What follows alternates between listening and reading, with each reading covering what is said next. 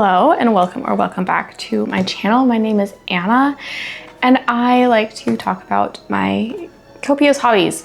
Today we are doing some commonplacing. I recently finished For the Children's Sake by Susan Schaefer Macaulay. Foundations of Education for Home and School. It's kind of an introduction to the Charlotte Mason way of thinking and almost a primer for reading Charlotte Mason's own work. I highlighted quite a bit in here. I went through and tabbed everything up. So I thought we would just go through and add some of it to my Commonplace. I haven't really spoken about my Commonplace journal on here at all because it's very new and I haven't quite decided how I want to utilize it. So I'm letting the first probably half of it be kind of, what's a fun way to say a mess? I left the first like 2 pages. I meant to leave more and then got distracted. Pages blank for index eventually. My original thought was to use the method that I think John Locke uses when he commonplaces. My kids are watching Beauty and the Beast. I've just realized that is very loud. I'm gonna turn it down. I do apologize if you can hear Beauty and the Beast in the background. That's probably the quietest my house is gonna be still.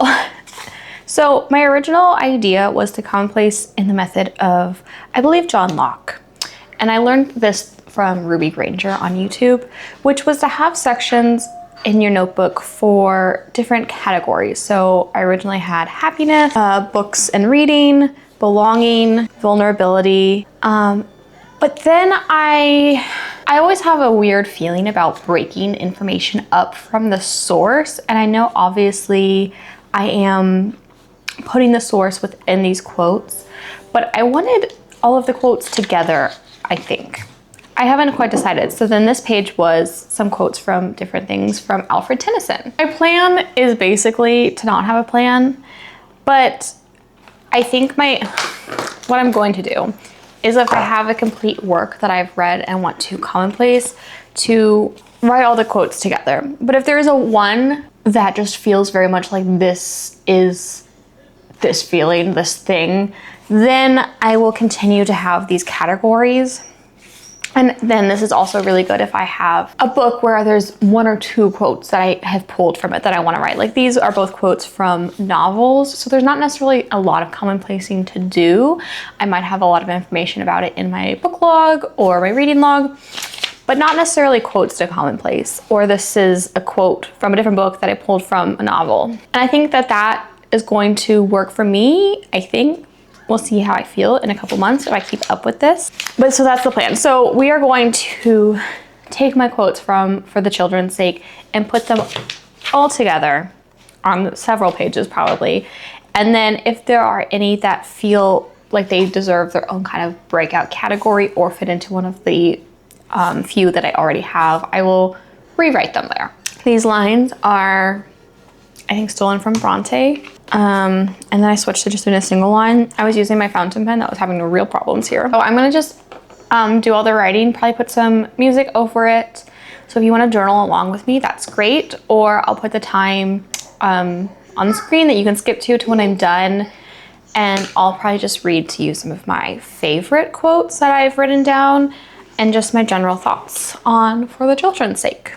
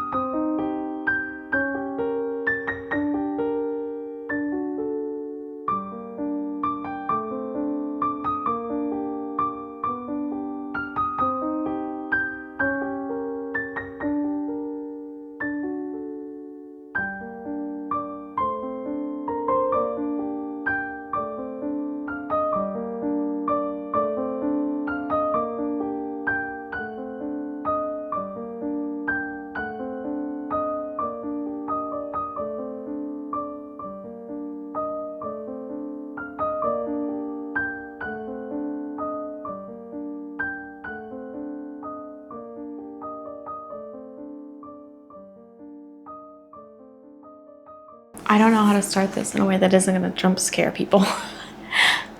Welcome back, or welcome, hello. I don't know how, again, sorry if that was a little jarring after the quiet journaling, or perhaps you've muted me, in which case this is awkward and you just keep journaling and have fun doing that. I'm happy for you. I finished writing down all of my quotes for the children's sake. And it took 2 and a little bit pages. And then I went ahead and rewrote a few in their own little section. So I'm not going to read to you all of the quotes because I don't think that they're all necessarily the most interesting or profound. I already edited out things that I had underlined that were definitely more for my understanding as I read the book. But these are still all very education, very home education based. But I feel like there were a couple that I pulled out to add to different sections of my commonplace that I will read to you. I'll go ahead and put them on the screen. Editing Anna, have fun with that.